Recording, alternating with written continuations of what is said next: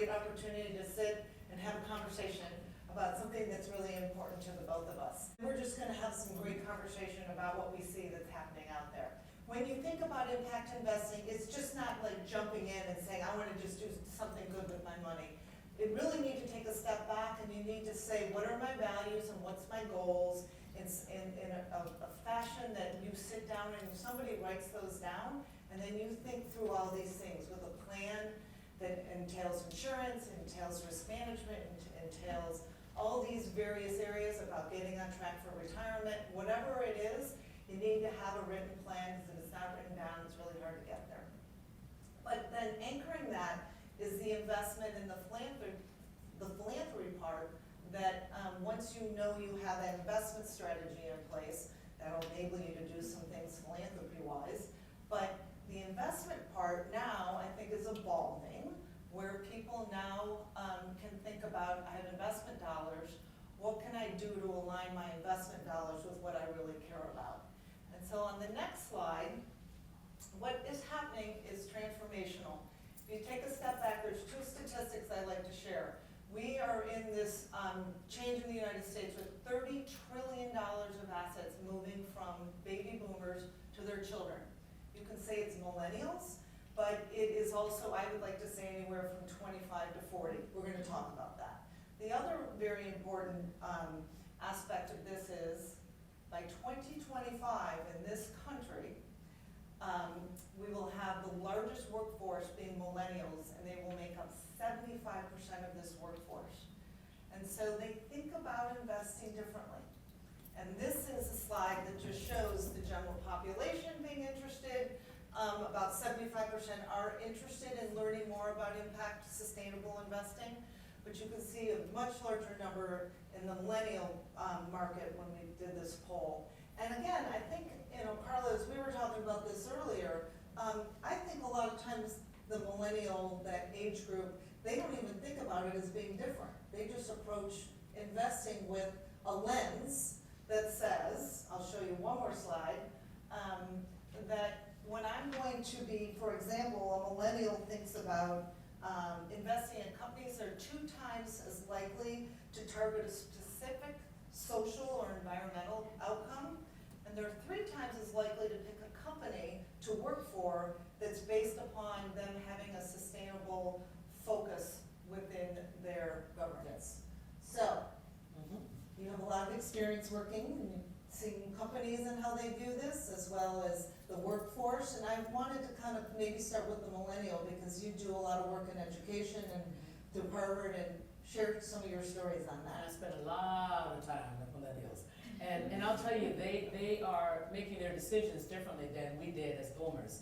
And for us, we cared a lot about, what is this platform, what is this job, how much money am I going to make, what are my opportunities here? But they start with a more holistic view of thinking about, well, who am I, what do I really want, who do I want to be in the world, and oh, by the way, how does this company line up with my values? Now, I don't know about you all who are my zip code of age as boomers, but at 23, I wasn't really focused on values. Of course, I would have answered the question that I had some, but I certainly I wasn't thinking about my career opportunities through my values lens, right? And they are thinking about it today. We do a lot of recruiting at Morgan Stanley, as you might imagine, around the firm, and I've been involved in recruiting since I was a first-year associate.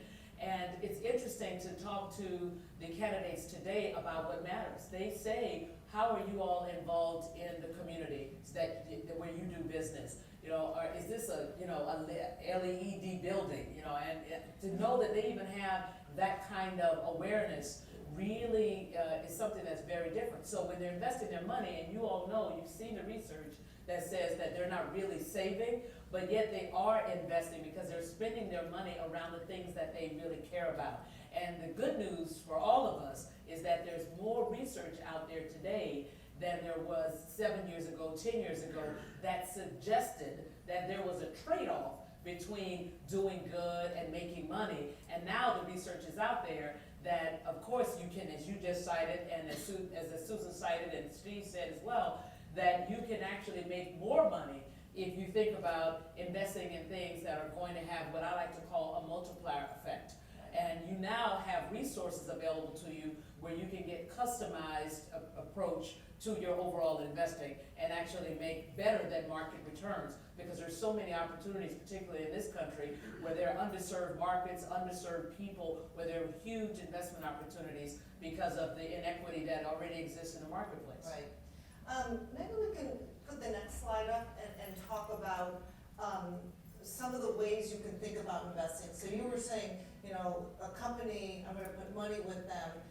Talk a little bit to the issue of, you've been on boards of different companies advising them. How do they think about, I need to have some ESG, I have to have some governance? What do they do? Yes, as you know, I have the privilege of speaking to a lot of companies over the course of any given week, and almost every company across all industries, whether it's healthcare, yesterday it was a healthcare company, last week it was a CPG company, it was also an energy company. Every single one of those companies are thinking about who they are from an ESG perspective, because they think about the fact that things are transitioning from having 3 constituencies now to 4.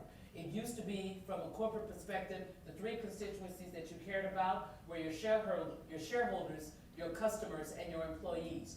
Now there's a 4th constituency called community. They now realize that they have a responsibility to take care of some of society's ills. So they also know how important it is to recruiting this next generation of professionals. And those of us who are boomers, in many cases, whether it's now or whether it's 5 to 7 years from now, we will be out of the positions of power. And they will now have Xers who really want to identify with millennials, but because they're close to boomers and boomers are in charge, they're behaving like boomers. But as soon as the boomers are out, they're going to start acting like millennials. Because they're right there. Because everybody realizes that the millennials have done what we wanted to do as boomers. They exercise their voice. They exercise by voting with their feet. Right. You know, they are not shy about talking about what they want. And every company that, I'm telling you, across the board, they are identifying who they are today on an ESG spectrum and what they can do to do better. As you know, I'm on the board of Walmart, and if you just go through the Walmart annual report, there's a big part of that annual report that is dedicated to talking about who they are in the environment, who they are in the world. So when you have a money manager comes into investing in a company, what do they actually ask companies that they're doing in the ESG space? Like what are they looking for? Yes, it depends on how they're investing, right? So increasingly, as you know, in the last couple of years, there's research out that talks about the fact that if you have 2 or more women on your board or on your management team, that you end up having lower volatility and therefore better ROE. Well, they're asking the question directly. I've talked to 3 money managers in Boston in the last month who are going in right in at managements trying to get that data. Now, you know that data is not publicly available. So they start with what's publicly available, then they start poking around the sides to ask, right? And they'll either ask about that, or they'll ask about, you know, what they're doing in sustainable investing. What does their carbon footprint look like? So it really depends where they are on the spectrum and what they are investing for. But that's why I made the comment before that if you are an investor, you can actually customize this. You can go to an asset manager, or you can go to an advisor and say, you know, I'm really interested in what's going on with women and advancing women in leadership. So I really want a portfolio that looks at companies that have tried to do this, or have done this successfully, or who are on the record as saying they're going to do something about this, and they, you know, believe them, or you like that management team and you think they'll get it done. Larry Fink has come out and said, you know, BlackRock was not going to invest with certain people that show that they were aligned with certain things. So it's not just the small money managers, it's the large money managers who are putting their stake in the ground around the things that they are passionate about. And it's evolved over time, because there were years ago, what you might say is, I'm concerned about something and I'm going to restrict my money manager from investing. So you could go to your portfolio and you could say, and you could tell your advisor, I do not want to invest in any company that is in firearms, because Sandy Hook bothered me, or Parkland really affected me, and you can screen that out. But I think it's evolved over time now, that people are like, I need to have something more. And so we've seen this proliferation of mutual funds and ETFs that you can basically build out and tilt your portfolio and say, I want gender diversity, I want climate control. examples you can think of. Yes, the technology has evolved so that it's made it a lot easier for money managers to be able to do that. But I think the point that we're trying to underscore is that, again, you don't have to make a trade-off around the statement, around what you care about and the returns that you're going to get in the overall market. And I think that as we all think about who we are as successful individuals, it really is around the journey from taking your life, to significance, right? From success to significance, as one of our colleagues told me a few years ago. And that really stuck with me. And I thought to myself, we all should think of ourselves like institutions, because that's what institutions do today. When they put forth, here's who we are, here are our values and what we stand for, when you start thinking about their risk management practices, and you start thinking about their philanthropic practices, they all now align.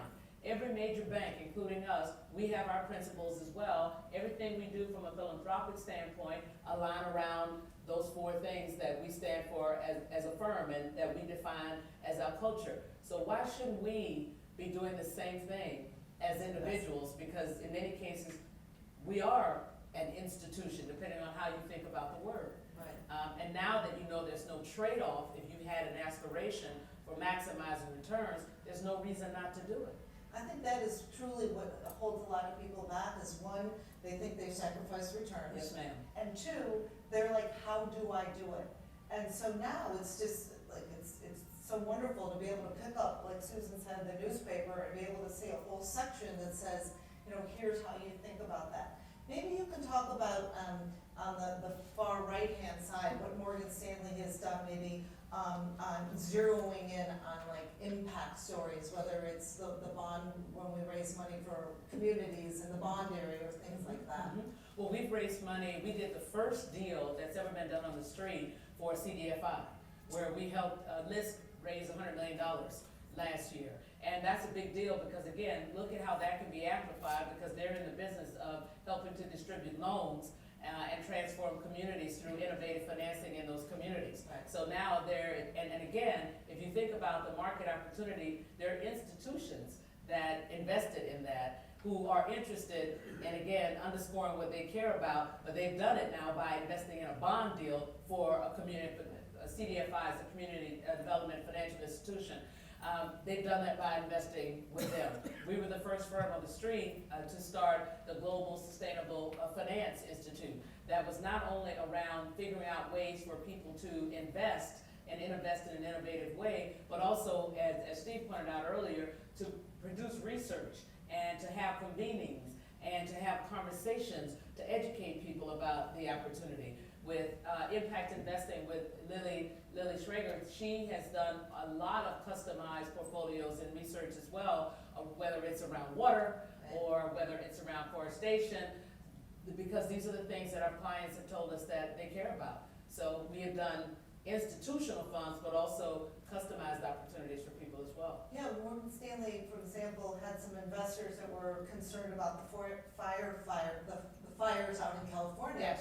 And what can we do to invest in companies that will find a way to help prevent that long term? Mm-hmm. So with the scarcity of resources and the complexities we have in this world, this is where people are just thinking, how do I make sure I have it for my family? And then how do I make sure we pass this on to future generations? So you're going to share with us how you think about doing this for yourself? Yeah, absolutely. I have been, as you know, involved philanthropically ever since I was a first-year associate, which is just last year. But I'm 30 years at Morgan Stanley now, and I had never been involved in anything philanthropically growing up. And it was when I started working at Morgan Stanley and I started seeing how engaged people were philanthropically, not only with their time, because that's all I had done heretofore was really volunteer my time, but not actually put the assets to work. That's when I started doing it. And before I knew it, I was really around four pillars. One was kids and education. The other one was hunger. My very first board was the New York City Food Bank, because I could not figure out how you could have a city as rich as New York where people were actually making the decision to eat or have a roof over their head on a daily basis. And oh, by the way, they were working 40 hours a week. So truly, working poor had challenges around food, and I just could not get my head around that. So it started with the food bank, and then it was around kids and education. Then it was around music and the arts, because as you've heard, I'm a singer, But then the fourth one became healthcare. And the reason why is I saw the leadership at Morgan Stanley. Almost all of the senior guys and gals were involved in some way in a hospital. So I didn't quite understand why, but I was just sort of watching those I admire engage at that level. And then I became a consumer. Then my folks got sick.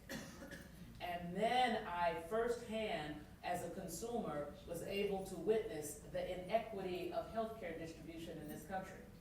How when I showed up in an emergency in sweats at 2:30 in the morning when my mom was unconscious, I was treated one way.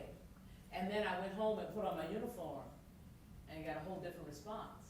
I said, aha, this might be something I want to get involved in, because this is really life and death for people.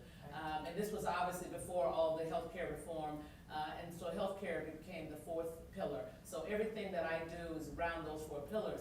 And that also had an unintended but good consequence that you might want to think about, is when you treat yourself as an institution and those who have a need know what you stand for, then you attract those opportunities that sort of fit in that space. Right. Instead of finding yourself in a position where you have everybody coming at you and you do a little here and a little there and not really having the impact that you might want. But to actually, make sure that you're concrete about the things that you stand for, you'll be surprised at the kinds of things that will come your way where you can really make a difference. Yeah, and it takes time. You've got to write this down, you need to think about this. And it doesn't need to come like you evolved over time. Absolutely. And you figured out where you want to be. Yep. So, for example, at Morgan Stanley, the way we think about this with clients who don't know exactly what it's all about, what the end game is, what they're trying to do, we will put portfolios together for people, and we'll take our global outlook in the world through our global investment committee. We'll look at the asset classes to be investing in, we'll optimize it so we control risk. But then we can just put a tilt on it and say, let's make sure we apply ESG governance to that. And that's a great place to start if you don't know where you really want to end up. And then you can start saying, well, now I have a passion about the following. And then I'm going to really start tilting that. So you can start really broad-based and then zero in. And that's what I love about your story, about how you learned over the years from where you wanted to be. Yeah, and the other thing that we've done in the last 3 years that I think has been really smart is, as you all know, the key word in our world today is community. And if you think about the companies on the West Coast, they've all grown into multi-billion-dollar companies around the word community, right? Whether it's Facebook or Instagram or Google, you name it, they had a community that they served. Well, that's one of the things that we've done as well. So to your point, Kathy, if you're not sure what it is you're interested in, joining small communities around a topic. So what we've done is we've brought clients together who cared about cancer, for example. And we've had a speaker that talked about the greatest innovations in cancer and what some of the biotech companies are doing and some of the drugs that are on the horizon, what some of the larger pharmaceutical companies are doing and what they're likely to buy. And people have started investing around that topic. What are the biotech companies or the pharma companies that are the likely acquirers or the folks who are actually focusing just on cancer or focusing on this kind of cancer because that's something that I care about. Right, and for me, given what happened with my parents, it might be around heart and stroke if I was going to do anything around drugs, right? So I think that the opportunity to do those kinds of things because you are with people who will create communities around those things that you are interested in, that can then also lead to investment opportunities as well. Do you think we're evolving at a good speed? Do you think companies are really taking this on, or is it going to be slow, or are we going to wait till the millennials become in charge? No, I think companies are taking it on. They see them coming. And most of the C-suite folks I've talked to, they are so afraid of the tsunami called millennials that are coming in. And what they're really worried about is that they don't really understand them, they don't know how to engage them, and they're scared to death because they don't know how to keep them, right? And what I've been saying to them is that they look for guidance much more than you think they do. And most of us who are boomers are so taken aback that they want to move so quickly that we're distracted. Wait a minute, they just got here, they want to be a VP. Wait a minute, they got to pay their dues. But it's not that they want to do it so quickly. They want to know how to do it well. And we have an opportunity to engage them by teaching them how to do that. That 30 trillion of transfer that you're talking about, this is a really interesting opportunity for us to engage the next generation, because they have clear vision around the things that they care about. We have the know-how around investing. You can see how powerful that will be if we tie the two together. Right? It really can be earth-changing, not just life-changing. We can really change the fabric of what's going on around us if we put those two powers together. Yeah, that's gotta be exciting when you're meeting with these people and they're talking about what they see as the future and how do you lead them to it, and then you have investment dollars to support them. That's exactly right. And if you think about it, not just supporting them around the philanthropic opportunities, but also supporting them around their entrepreneurial opportunities. And a lot of these things are still private. And as you know, the private market has been so much more robust than the public market, which is why some companies now have hesitated going public, because there's an abundance of money in the private market. That too is a way that you can have an opportunity to play with some of these emerging technologies, assuming you are partnered with the right institution. Well, you clearly have a great passion around that. A lot of people at Morgan Stanley do. What words would you give to somebody who's like today is here and like, how do I develop my passion around what I care about and things? Like, how did you think about through that? Yeah, I would say engage in these opportunities to be a part of a community around things that even you think you remotely care about. You know, it could be art, it could be education, it could be energy, it could be water. You know, all the things that you hear about that are going to be issues for us 5 years from now. Take AI, it could be around artificial intelligence. What does that look like? Workforce development, workforce retraining. You know, what companies are doing that well? That's probably gonna be a company that wins 10 years from now, because that's gonna be a big deal that people are just starting to talk about. So being a part of these conversations and communities with institutions that are driving some of these, that I think will help you to educate yourself and help you to sort of distill what you're interested in now. And you know, listen, if you're 55, you might be interested in X, but at 62, you might be interested in Y. And at 73, you might be interested in Z, right? But getting in the game now gives you an opportunity to evolve that over the next 15 to 20 years. Exciting. So I thought we'd open this for questions in the group, if anybody had any questions for us. You have a microphone? Oh, you guys gonna let us get He off? has a microphone back here. Anybody have a question? Not one question. There we go. Eric? What's the favorite song you like to sing? What's the favorite song you like to It sing? depends on the day, honey. It depends on the day. And the one staple is sort of Amazing Grace. That has to be at the top of the list, no question. Any other questions? There's one over there. Oh, yes. I'm a Morgan Stanley person, and thank God for Rika inviting me today, because I've actually got an impact, investing with impact. One more time. Thank God for inviting me. We want to make sure you say that.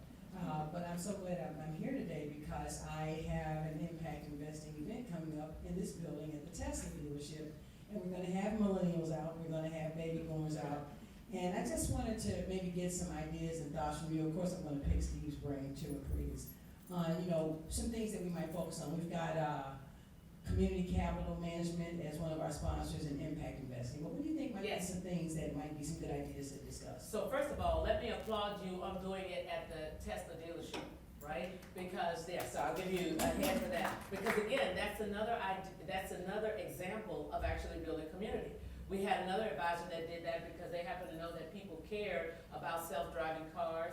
They cared about energy conservation. So energy conservation, you can talk in a beautiful room like this, but you can also do it at a car dealership. So you can really go a little deeper in that conversation of what this means and, you know, what the, again, intended and unintended consequences might be, right? So I applaud you for thinking about a novel place like that to do it. And in this case, I would talk to some of the millennials that you are inviting and say, hey, talk to me about some of the things that you really care about. Because I'm a big fan, I'm a customer girl, and I believe in serving and giving value around the things that your customer has defined that they value. So talk to them. If you're gonna have 15 minutes or 30 minutes, what might you wanna hear about? You know, you're in a beautiful Tesla showroom. Do you wanna talk about the investments that Tesla is making around energy and clean energy, right? Because it's not just about the tunnel, that he wants to build, and it's not just about the space ride. You know, he's doing some really interesting things around clean energy that you don't hear about in the press because they're not as sensational as some of these other things. But that will be something they would be interested in. You know, you want to talk about the kind of paint that they use on the cars. You want to talk about their overall carbon footprint, right? And again, you're not trying to sell Tesla that night, I hope, but, you know, but that's a way for you to help them think about, you know, the ways that they could invest around something that they might be interested in driving, right?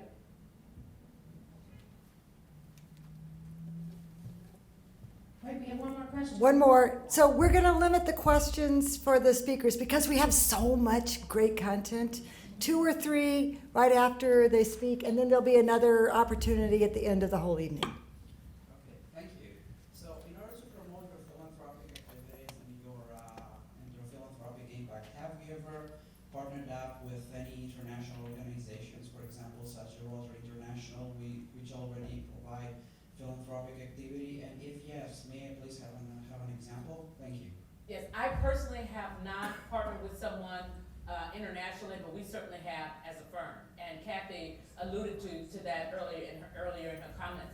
But you actually made me think of another point around amplifying your philanthropic efforts.